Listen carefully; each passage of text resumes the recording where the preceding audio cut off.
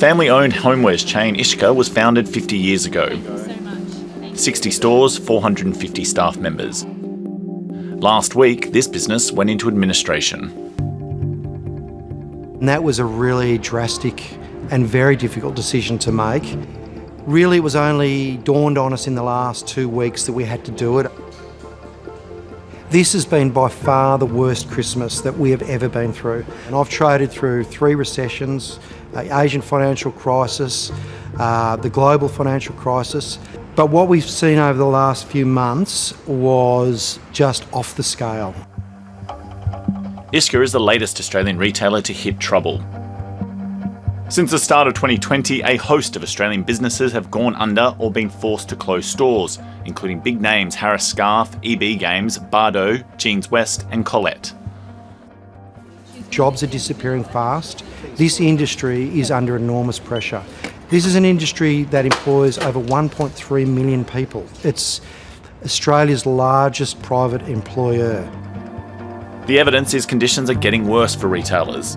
In December, retail spending fell by 0.5% from the year before.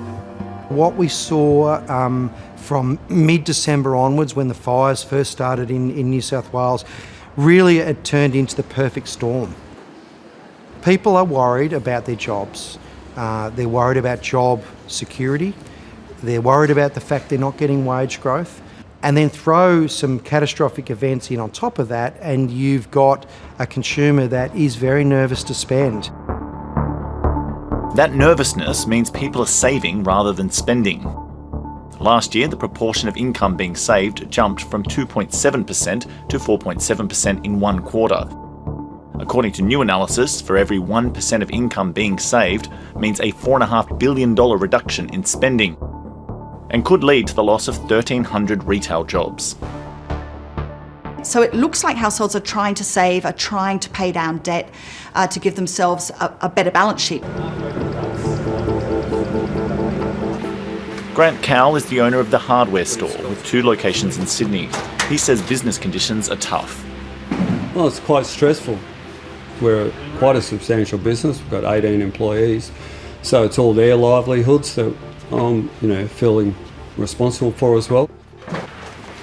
You see the amount of businesses go under the last couple of years. It's just hard doing business, full stop. He's still open, but says customers are cutting their spending. I think everyone just feels a bit insecure. You've had, a lot of people are working on contracts, so they don't have, long-term employment. Less turnover will be less staff, generally less profit, so less money to reinvest again.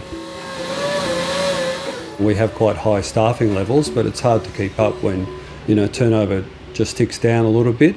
Australians are world beaters when it comes to personal debt, with a debt-to-income ratio of nearly 200%. Even with record low interest rates, that debt load means households are less likely to spend money on things they don't absolutely need.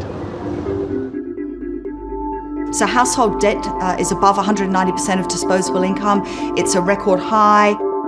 Wage growth has been quite weak, and I think there is a sense now that that will be a permanent state of affairs. And that's certainly playing into households thinking about, how do I repair my balance sheet? How do I pay down debt when my wage growth isn't rising as fast as I would typically expect? About the future, so the former CEO of David Jones, Paul Zara, says fears of the coronavirus have hit particularly hard in Chinatowns across the country as people stay home.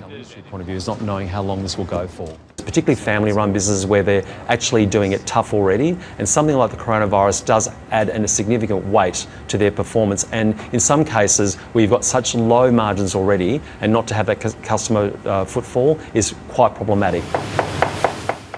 We do need, I think, more government support in relation to some sort of stimulus package or some sort of tax relief. I think they're the two main levers that they can use. Toby Darville hopes the administrator can find a way to keep his business open, but its future, like the state of the Australian economy, is uncertain.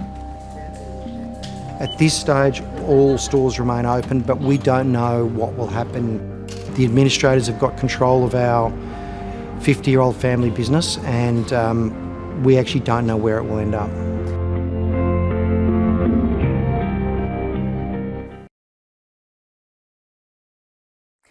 Hi, I'm Lee Sales. Thanks for watching this story. If you'd like to watch more of 7:30's stories, they are on the left of your screen. And tap on the button below to subscribe and get the latest from ABC News.